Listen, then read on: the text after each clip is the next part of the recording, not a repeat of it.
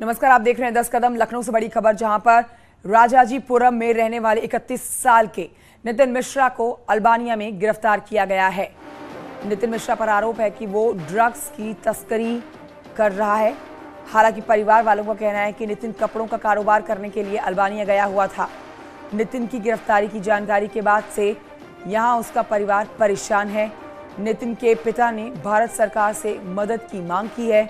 उन्होंने बताया है कि प्रधानमंत्री की रोजगार योजनाओं से उत्साहित नितिन ने अपना कपड़ों का कारोबार शुरू करने की तैयारी की और इसी सिलसिले में 11 अक्टूबर को अल्बानिया के लिए घर से निकला। नितिन ने अल्बानिया जाने के लिए टूरिस्ट वीज़ा लिया था। 17 अक्टूबर को उसे भारत लौटना था। हालांकि विदेश मंत्रालय ने शिकायत पर संज्ञान लिया है।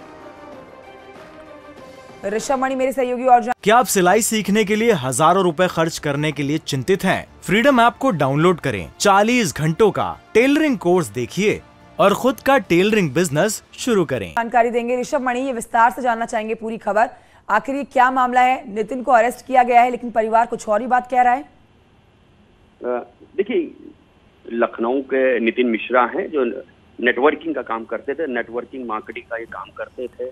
कोरोना में लखनऊ वापस आए थे, फिर इनके माताजी की तबीयत खराब थी। इसके बाद इन्होंने फैसला लिया कि अल्बानिया जाकर के ये रेडीमेड कपड़ों का कारोबार करेंगे। वहाँ पे मार्केट की संभावनाओं को तलाश करने के लिए नितिन यूरोपियन कंट्री अल्बानिया पहुंचे थे। लेकिन जैसा बताया जा रहा है कि अल्बानिया सरकार के पास एक अमेरिकी एजेंसी का इनपुट आया, जिसमें नितिन मिश्रा को ड्रग पैडलर या ड्रग ट्रैफिकिंग से जुड़ा हुआ बताया गया था, जिसके बाद अल्बानिया गवर्नमेंट ने नितिन मिश्रा को गिरफ्तार कर लिया। उनको वहाँ की जेल में रखा गया है और बताया जा रहा है जल्द ही एक्स्ट्राडिशन की ट्रीटी के तहत उनको अल्बानिया से यूएस डिपोर्ट कर दिया जाएगा। लंदन के एक वकील है हरजोत सिंह, जिनकी जानकारी में ये मामला आया था। उन्होंने लखनऊ से नितिन मिश्रा के परिवार से संपर्क किया है, जिसके बाद मिनिस्ट्री ऑफ एक्सटर्नल अफेयर्स का एक पोर्टल है मदद MADAD, जिस पर उन्होंने शिकायत दर्ज कराई है कि बगैर इंडिया की एम्बेसी को सूचना दिए हुए उनके साथ जो गिरफ्तारी की गई नितिन मिश्रा की, वो अवैध है।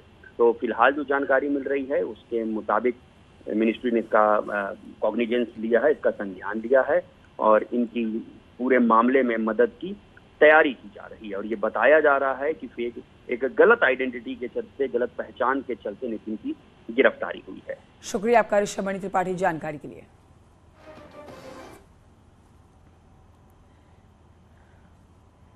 कानपुर से खबर, जहां पर पूर्वा एक्सप्रेस को डिरेल करने के मामले में एक्शन तेज हुआ है।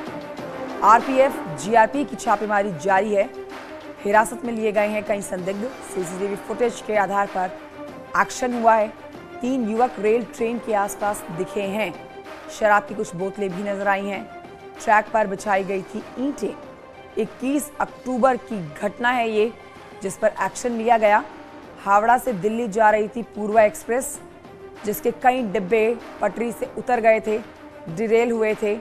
अब इसी पर CCTV फुटेज के आधार पर ही बड़ा एक्शन लिया गया है। RPF और GRP की छापेमारी में हिरासत में कुछ लोगों को लिया गया है। संदिग्ध लोग हैं ये, जो रेलवे ट्रैक से छेड़छाड़ करते हुए देखे जा रहे हैं। 3 युवक हैं जिनको पकड़ा है। शराब की कुछ बोतलें भी मिली हैं यहाँ से और ट्रैक पर ईंटें बिछाई गई थी। इसे एक बड़ी वजह माना जा सकता है, जिसकी वजह से कई डिब्बे पूर्वा एक्सप्रेस के पटरी से नीचे उतर गए थे और दूर तक गिरे थे। आपको ध्यान होगा 21 अक्टूबर की एक घटना थी। हावड़ा से दिल्ली की ओर जा रही थी पूर्वा एक्सप्रेस।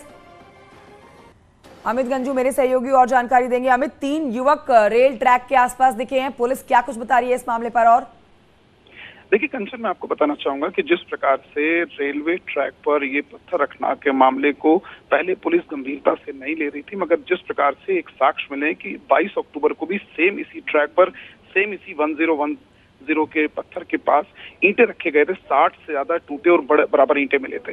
तब पुलिस ने इसमें बताते हुए कि शरारती तत्वों ने किया था, मगर परसों देर रात जब ये ट्रैक पे मामला सामने आया, जिसने अधिकारियों के होश उड़ा दिए हैं, 3 सदस्यीय टीम गठित की गई है। इन सबके बीच CCTV फुटेज में बाइक पे 3 और युवक दिखे हैं जिनके मास्क मुंह पे लगा है और वो उस ट्रैक के आसपास देखे गए। बाइक को पार्क करने के बाद वो कहीं गए क्योंकि CCTV फुटेज में उसको स्केच आउट नहीं हो पा रहे हैं। अब पुलिस के लिए सबसे बड़ा ये है कि उनकी व्हीकल्स के नंबर को कैसे ट्रेस किया जाए, इन सबके बीच 10 से ज्यादा लोगों को हिरासत में लिया गया है।